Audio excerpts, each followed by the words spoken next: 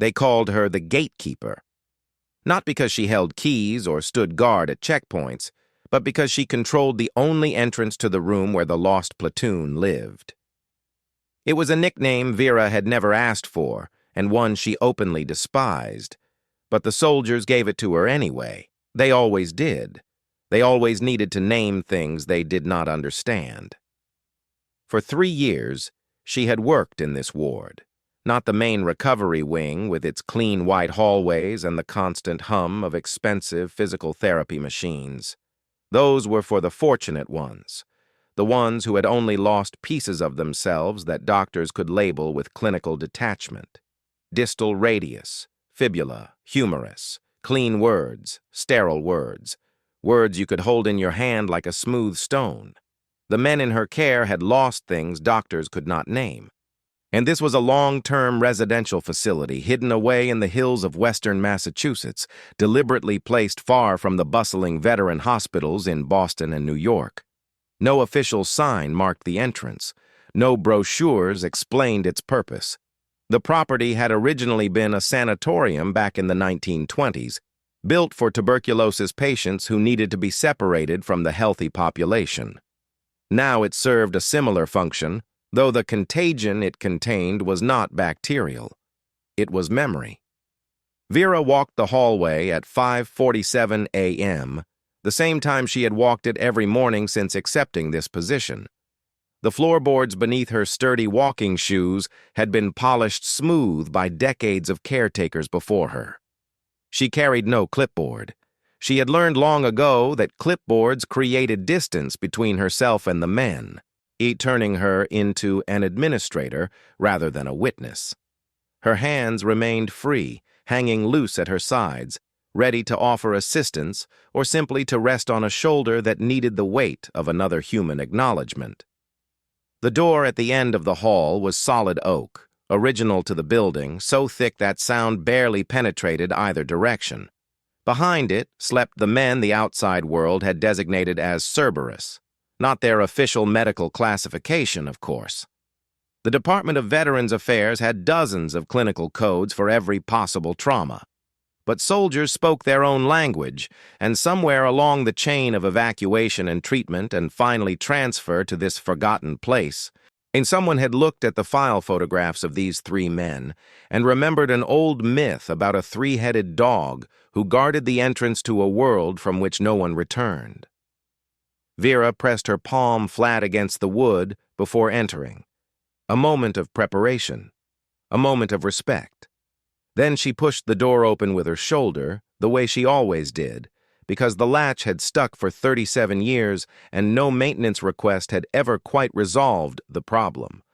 The room smelled of coffee that had brewed too long, and the particular metallic sharpness of military-issue liniment. 3 beds occupied the space, arranged not in the standard hospital grid, but positioned at angles that allowed each occupant to see both the windows and the door simultaneously. Old habits. Habits that had kept these men alive through circumstances she could never fully comprehend and would never presume to ask about. Marcus was already awake. He sat in his wheelchair beside the eastern window, his single hand resting on the sill as he watched the sun bleed orange across the tree line. His given name was Marcus Aurelius Thompson, a burden placed upon him by a mother who had been a high school Latin teacher and who had hoped her son would grow up to be a philosopher. Instead, he had grown up to be a soldier, and then a double amputee, and then something else entirely that she did not have vocabulary to describe. His left leg ended 8 inches below the hip. His right leg ended 12 inches below the knee. The prosthetics that enabled him to move through the world with the deliberate grace rested against the wall beside his bed, socket liners airing out, carbon fiber feet angled toward the door like shoes waiting for a man to return and fill them. He did not turn when Vera entered. He knew her footfall.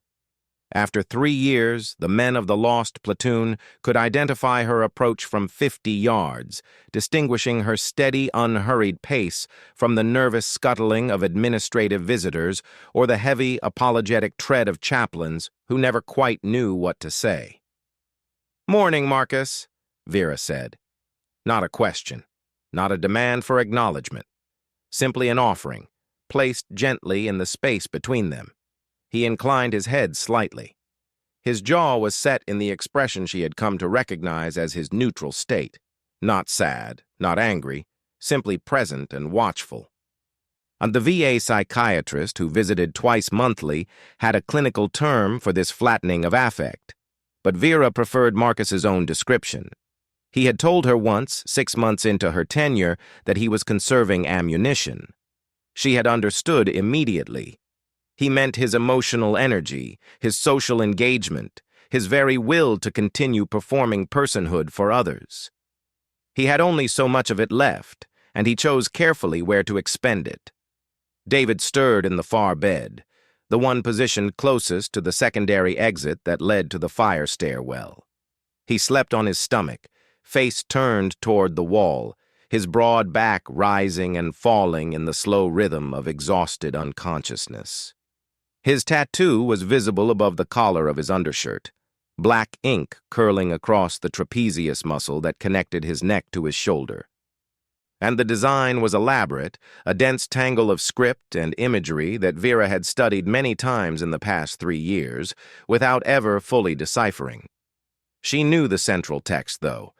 Everyone who encountered David knew the central text. "For those I love, I will sacrifice." David had been 19 years old when he acquired that tattoo. It had seemed to him, at that age, like a noble sentiment, something his future self would look back upon with pride, a permanent reminder of the ideals that had propelled him out of his small Ohio town and into the waiting arms of the United States Army. He had not anticipated, could not have anticipated, that the universe would treat his declaration not as aspiration but as contract, would read the ink carved into his flesh and say, "Very well then, let us see if you mean it." He meant it. And he meant it through the foot patrol outside Haji Ramuddin, Afghanistan. He meant it when the pressure plate triggered beneath his boot and the world became fire and noise and the strange sensation of flying without wings. He meant it when he opened his remaining eye, his right eye, the left one, had been destroyed by debris, and saw Corporal Amanda Mosher leaning over him in the medevac helicopter, her flight helmet pushed back, her hands working to keep the blood inside his body. He meant it when the surgeons at Bagram, then Landstuhl, then San Antonio, then Boston, made the long series of impossible decisions about what to cut and what to save and what to surrender forever. He meant it. But meaning it did not make it easier to wake up every morning in a body that had become, in so many critical respects, foreign territory. And Vera moved past David's bed without disturbing him. The third man, the one who gave the platoon its third head, was not in his bed. This was not unusual. Ramon often woke before dawn and made his way to the small art studio that Vera had helped him establish in what had once been a linen closet. She had advocated fiercely for this accommodation, fighting through 3 layers of VA bureaucracy to secure approval for the conversion of storage space into creative workspace. The fight had been worth it. She knew, though Ramon had never spoken the words aloud, that the studio was the single thing preventing him from joining the 47% of triple amputee veterans who did not survive their first 5 years home. She found him in the narrow room, seated before an easel that had been specially modified to accommodate his prosthesis. And the morning light filtered through a high window, illuminating the canvas on which he worked. The painting was a landscape, someplace green and rolling that might have been Vermont or might have been entirely imagined. His prosthetic arm, a sophisticated myoelectric device fitted with a custom grip that allowed him to hold a brush, moved across the canvas in slow, deliberate strokes. Ramon had been a sergeant in the Massachusetts National Guard, an electrician in civilian life, a husband and father to 2 young children. He had been working on a Black Hawk helicopter at an airfield north of Baghdad in 2003 when a tire exploded with the force of a mortar round. His best friend, a man from Alabama named Paul, had been killed instantly. Ramon had survived, as though survival had required the amputation of both arms above the elbow and the reconstruction of so much internal damage that his medical chart resembled a technical manual for complex machinery. He did not speak of Paul, not to the psychiatrists, not to the chaplains, not to his wife Jennifer, who visited every Saturday with their children, not to Vera, who sat with him through the long nights when phantom pain twisted his absent hands into claws of fire. The silence around Paul's name was not avoidance, it was reverence. Some griefs were too sacred for casual language. "Morning, Ramon," Vera said from the doorway. He did not turn, but his brush paused. His reflection in the window glass shifted as his eyes met hers. "Morning, gatekeeper," he said. She did not correct him. She had stopped correcting him 18 months ago, when she finally understood that the nickname was not mockery, but acceptance. In the mythology that sustained these men, she was not merely their caretaker. She was the threshold they crossed each morning when they chose to continue existing. She was the guardian of the boundary between the world they had left behind and the world they now inhabited. She was Cerberus. All three of them were. And somehow, impossibly, so was she. The confrontation began, as most significant confrontations do, without warning. It was a Tuesday in late October. The leaves had turned and fallen, leaving the Massachusetts hills skeletal against a sky the color of old pewter. Vera was in the common room with Marcus, helping him transfer from his wheelchair to the specially designed armchair that supported his residual limbs more comfortably. David was at the physical therapy barn, working with the adaptive sports coordinator on seated archery. Ramon was in his studio, painting a memory of his daughter's face. The car that pulled into the gravel drive was black and official-looking, the kind of vehicle that announced importance before anyone even stepped out of it. Vera watched from the window as three figures emerged. Two were men in dark suits, the kind of men who worked for organizations that identified themselves only by acronyms. The third was a woman, perhaps 40 years old, dressed in expensive civilian clothing that nevertheless failed to conceal the rigid posture of someone accustomed to giving orders. Vera met them at the door.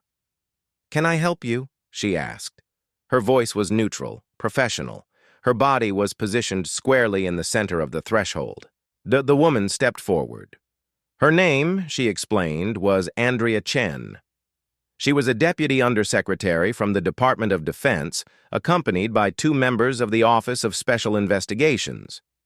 They were conducting a review of certain cases involving veterans of special operations units. They needed to interview the men who had been assigned to what was internally designated as Task Force Cerberus. Vera did not move from the doorway. "These men are patients," she said. "They are under my care. They are not subjects for investigation." Deputy Undersecretary Chen smiled. It was not a warm expression. "This is not an investigation," she said. "This is a routine documentation review.